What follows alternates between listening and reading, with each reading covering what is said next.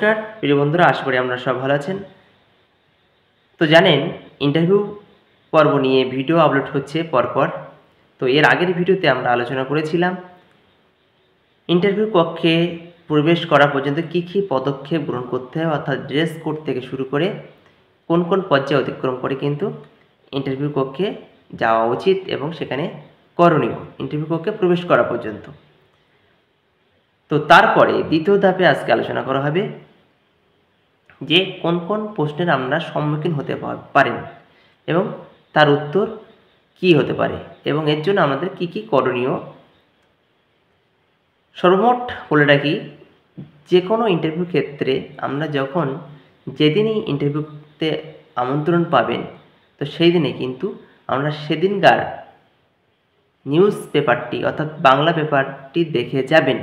অর্থাৎ সেদিনের প্রথম হেডলাইনটা কী এবং কী ঘটনা চলছে, এটা আমরা ভালো করে দেখে যাবেন।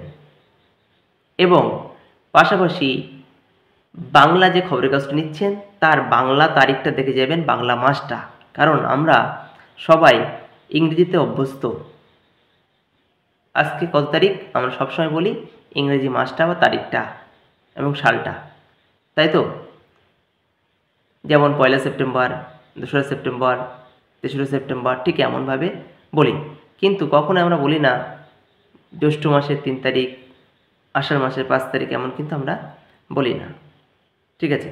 তো সেক্ষেত্রে ইংরেজি মাসের পাশাপাশি বাংলা মাসটা কী আছে সেটা কিন্তু পেপারে লেখা থাকে। এগুলো আপনারা অনেকেই ফলো করেন না, জানতেন না, জেনে গেলেন। তো সেটা ভালোভাবে দেখে যাবেন। ঠিক আছে?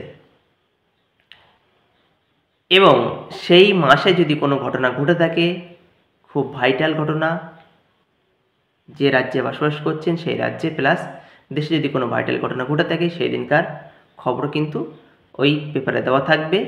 অবশ্যই দেখে যাবেন, খেলার খবর থেকে শুরু করে রাজনীতি থেকে শুরু করে সব কিছু। তো সেগুলো আপনারা একটু চোখ বুলিয়ে নেবেন। খুব অল্প সময়ের মধ্যেই এটা করতে হবে, কারণ ইন্টারভিউতে যাওয়ার আগে একটা টেন্স কাজ করে মাথার মধ্যে, কিন্তু আমি বলবো টেনশন নিলে কিন্তু হবে না। তো এবার আসি যে যে প্রশ্নর আপনারা সম্মুখীন হতে পারেন। প্রথমে আপনাদেরকে জিজ্ঞাসা করতে পারে, কারণ ইন্টারভিউ কক্ষে যারা থাকে তারা কিন্তু কোনো ভয় দেখানোর জন্য থাকে না। তারাও চায় যে ইন্টারভিউ দিতে আসছে তার সাথে বন্ধুত্বপূর্ণভাবে মিশে তার কাছ থেকে মূল টপিকগুলো বার করে নেওয়া। ঠিক আছে? তারাই তোমার বন্ধু হবে এবং তোমাকে তাদের বন্ধু হতে হবে তোমার উত্তর দিয়ে তাদের মনকে জয় করতে হবে।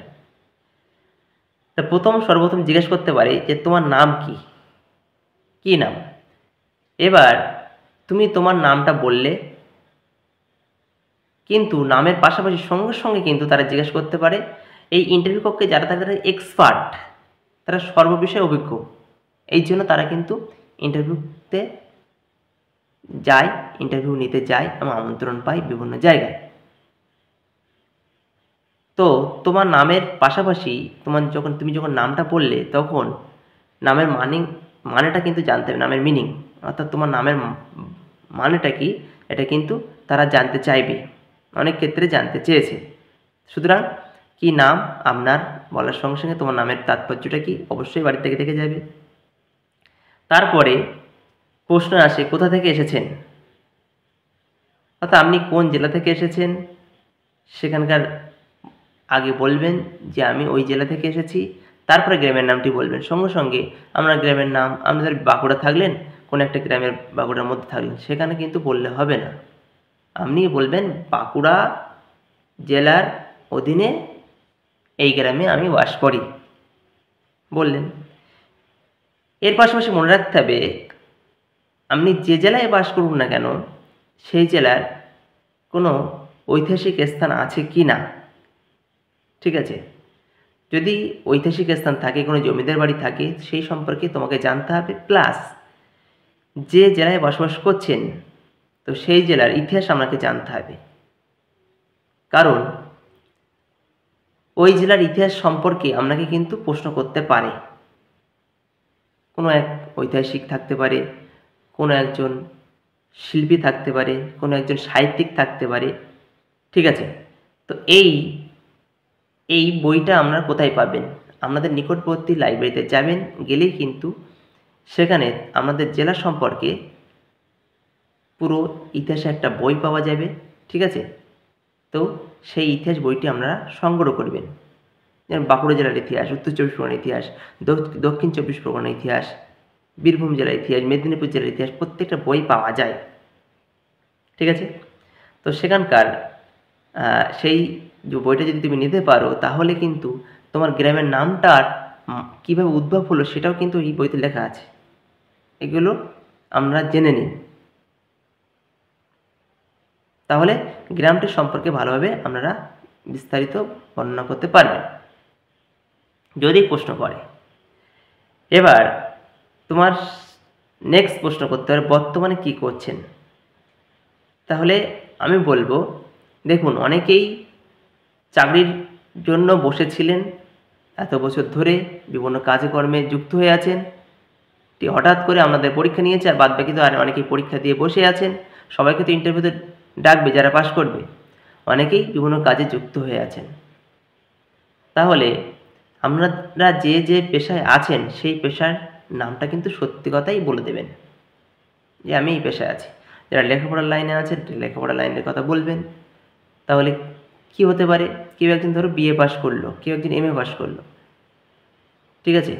তো সে বলবে আমি স্যার এমএ পাশ করে বললাম, বেকার হয়ে বসে আছি, অথবা কোনো একটা দোকানে কাজ করছি বা কোনো একটা কোম্পানিতে কাজ করছি। আপনি যে পেশা আছে সে কথা বলে দেবেন, তাহলে বর্তমানে কী করছেন এটা বেরিয়ে আসলো। সহজে বলতে পারবেন যে বর্তমানে আপনি কী করছেন। কেউ কেউ কেউ বলতে পারেন আমি বাচ্চাদের পড়াই একটা ইংলিশ মিডিয়াম স্কুলে বা ছোটোখাটো একটা প্রাইভেট স্কুলে, এটাও বলতে পারেন। এবার যখনই একটি প্রশ্ন এখানে এসে যায় যে আপনি কি করেন, আপনি তখন বললেন আমি বাচ্চাদের পড়াই প্রাইভেট স্কুলে, সেক্ষেত্রে কোন ক্লাসে আপনি পড়ান সে কথাও কিন্তু জিজ্ঞাসা করবে। সুতরাং এই প্রশ্নটা এড়িয়ে যাওয়াই ভালো আমার মতে। কিন্তু আমরা যদি কনফিডেন্স থাকে সেই ক্লাসের সিলেবাস সম্পর্কে, টপিক সম্পর্কে, তাহলে কিন্তু খুবই ভালো হয়, ওরা সন্তুষ্ট হবে। তাহলে আমি যদি বলেন প্রাইভেট পড়াচ্ছি, তাহলে কিন্তু প্রাইভেট পড়লে কোন ক্লাস পড়ান, কোন একটা বইয়ের নাম বলবে, সেই বইয়ের থেকে একটা প্রশ্ন জিজ্ঞাসা করবে। ঠিক আছে? তো আপনার মনে হচ্ছে যে আপনি ভালো পারেন, তা আমি স্কুলে পড়াই, প্রাইভেট স্কুলে, অথবা পার্ট টাইমার কাজ করি। তো 3 পড়ান বা 4 পড়ান বা 5 পড়ান, 6 পড়ান, সেই ক্লাসের কোনো একটা বই সম্পর্কে কিন্তু তোমাকে প্রশ্ন করবে। তো সেই প্রশ্ন তো তোমাকে জেনে যেতে হবে। সুতরাং আমি বলবো যে টিউশনে পড়ান কোন ক্লাস, কোন লেভেল, এগুলো এই প্রশ্নটা এড়িয়ে যাবেন। আপনি বলবেন কাজ বাজ করে খাই। আর তো তোমাকে এবার আবার জিজ্ঞেস করতে পারে যে তুমি কেন গ্রুপ ডি চাকরিতে জয়েন করতে চাও? তোমার তো হাই লেভেলে কোয়ালিফিকেশান ছিল, তাহলে কিন্তু গ্রুপ ডিতে কেন অ্যাপ্লিকেশন করেছিলে? তো তোমার উত্তর হবে যে বর্তমান বাজারে কোনো সরকারি চাকরি ছোট নয়। সমাজে সকলেই প্রতিষ্ঠিত হতে চায়। পড়াশোনা করার পাশাপাশি সকলের ইচ্ছা থাকে সমাজের বুকে নিজেকে প্রতিষ্ঠিত করা এবং যে কোনো চাকরিতে নিজেকে উপযোগী করে তোলা। আমার কোয়ালিফিকেশান ছিল, আমি পরীক্ষায় ফর্ম ফিল আপ করেছিলাম, প্রিলিতে পাস করেছি, মেনে পাস করেছি এবং ইন্টারভিউ কক্ষে আসতে পেরেছি আমার যোগ্যতা বলে। সুতরাং আমি যদি এই গ্রুপ ডির চাকরিটা পাই, তাহলে আমি খুব খুশি হব মনের দিক থেকে। আমার মনের মধ্যে কোনো গ্লানি থাকবে না যে আমার লেভেল এমন জায়গায়, অর্থাৎ আমার উচ্চশিক্ষায় শিক্ষিত, আমি বিএ পাস বা এমএ পাস, গ্রুপ ডির চাকরি করছি, এই নিয়ে মনের মধ্যে কোনো দ্বিধা বা দ্বন্দ্ব আমার থাকবে না। এই হচ্ছে তোমার উত্তর হওয়া উচিত, বা তুমি এইভাবে উত্তরটা দেবে। তো পরের প্রশ্ন হতে পারে, এক্ষেত্রে এবার তোমার প্রশ্ন করতে পারে যে হঠাৎ করে মনে হলো যে আপনি গ্রুপ ডি চাকরি করতে করতে অন্য একটা চাকরি পরীক্ষায় পাশ করে গেছেন, তাহলে কি এই চাকরি ছেড়ে দেবেন? সেক্ষেত্রে কেউ ওই সময় একদম বলবে না কখনোই হ্যাঁ স্যার ছেড়ে দেবো না, আমি এই কাজ করব না। তোমার উত্তর হবে যে হ্যাঁ স্যার, আমি যদি হায়ার লেভেলে কোনো পরীক্ষায় সুযোগ পাই চাকরিতে পরীক্ষা দেওয়ার পর, তাহলে অবশ্যই আমি আমার এই কাজ ছেড়ে সেই চাকরিতে জয়েন করব। কারণ সকলেই উচ্চস্তরে পৌঁছাতে চায় তার নিজের যোগ্যতা বলে।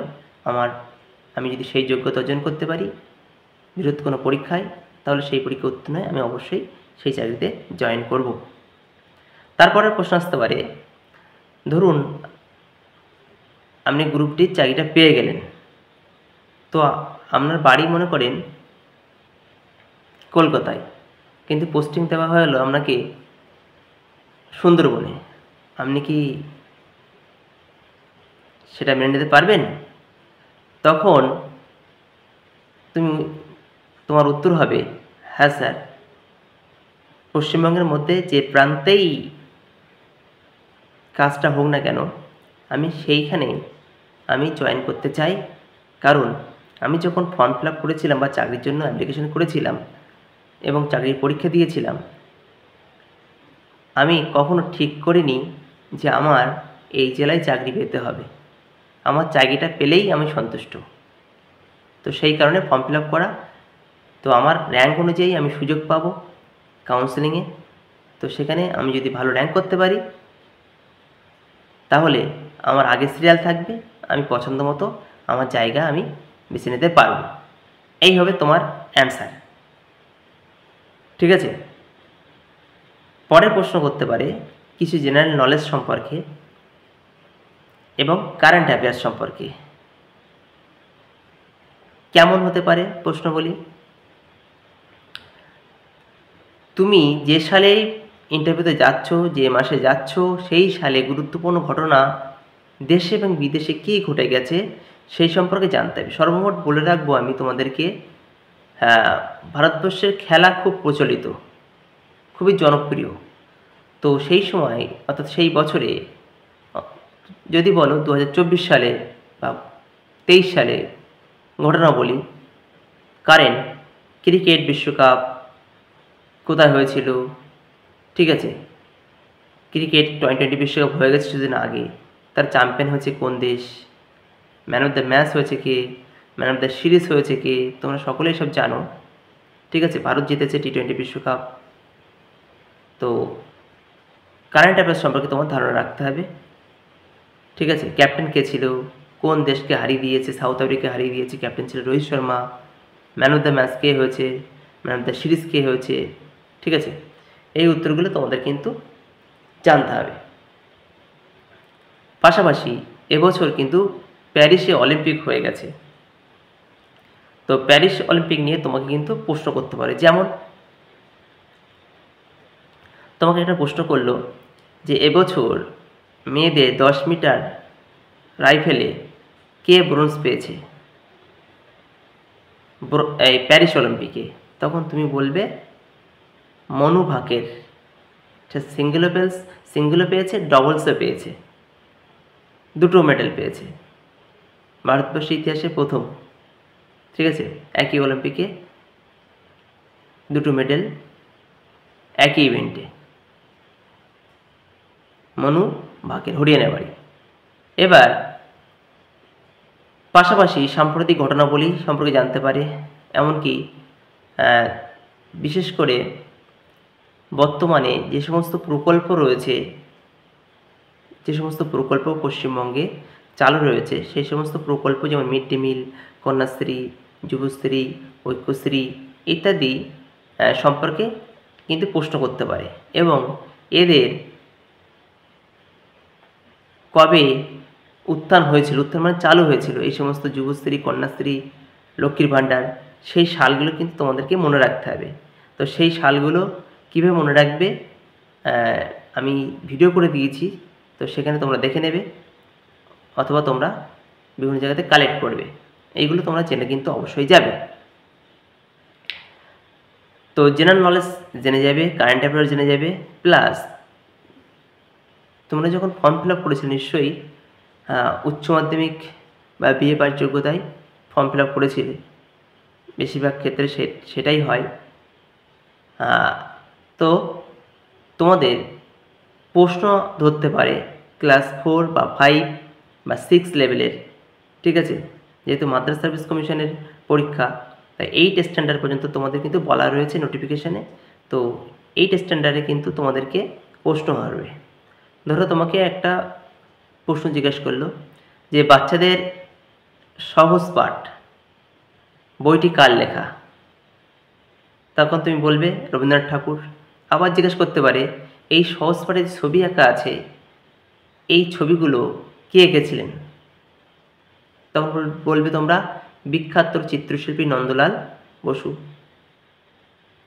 তারপর জিজ্ঞেস করতে পারে পশ্চিমবঙ্গের বর্তমান জেলার সংখ্যা কয়টি, তোমরা বলে 23টি। যখনই বলবে সঙ্গে সঙ্গে ইন্টারভিউ কক্ষে তোমাকে জিজ্ঞেস করতে পারে সব থেকে বৃহৎ জেলার সংখ্যা অর্থাৎ বড় জেলার সংখ্যা কয়টি এবং কি তার নাম, ছোট জেলার সংখ্যা কি তার নাম। তাহলে বৃহৎ জেলার সংখ্যা 1টি দক্ষিণ 24 পরগনা, আর সব থেকে ছোট জেলার নাম হচ্ছে কলকাতা। হয়ে গেল। এর পাশাপাশি জানতে হবে রাজ্যের বর্তমান মুখ্যমন্ত্রীর নাম, তিনি কততম মুখ্যমন্ত্রী। তোমরা সবাই জানো আমাদের রাজ্যের মুখ্যমন্ত্রী মমতা ব্যানার্জি, তিনি 8ম মুখ্যমন্ত্রী। এর পাশাপাশি তোমার রাজ্যের রাজ্যপালের নাম কি, রাজ্যপালের নাম জিজ্ঞেস করতে পারে। রাজ্যপালের নাম হচ্ছে সিবি আনন্দ বোস, তিনি কততম রাজ্যপাল এটা তোমাকে জানতে হবে, তিনি হচ্ছে 22তম। এছাড়া বর্তমান দেশের রাষ্ট্রপতিকে তোমরা বলে দ্রৌপদী মুর্মু, তিনি কততম রাষ্ট্রপতি। একদম পূর্ণাঙ্গভাবে যদি বলি, মাঝে অনেকটা রাষ্ট্রপতি ছিল অনির্দিষ্টকালের জন্য, সেগুলো বাদ দিয়ে পূর্ণ সংখ্যক রাষ্ট্রপতি যারা পুরো 5 বছর রাষ্ট্রপতি ছিলেন তাদের সংখ্যা মোট 15টি, অর্থাৎ তিনি 15তম রাষ্ট্রপতি দ্রৌপদী মুর্মু, ঠিক আছে। এবার যেহেতু তোমাদের পরীক্ষা হবে সেপ্টেম্বর মাসে, তো সেই মাসে কিন্তু একটা শিক্ষক দিবস পালিত হয়। তো তোমাকে প্রশ্ন করতে পারে যে শিক্ষক দিবস কার জন্মদিনে পালিত হয়, তখন তোমরা সর্বপল্লী রাধাকৃষ্ণান। কেন 5 সেপ্টেম্বরে শিক্ষক দিবস পালন করা হয়, তখন তোমরা বলবে 1962 সালে সর্বপল্লী রাধাকৃষ্ণান তিনি রাষ্ট্রপতি পদে উত্তীর্ণ হন।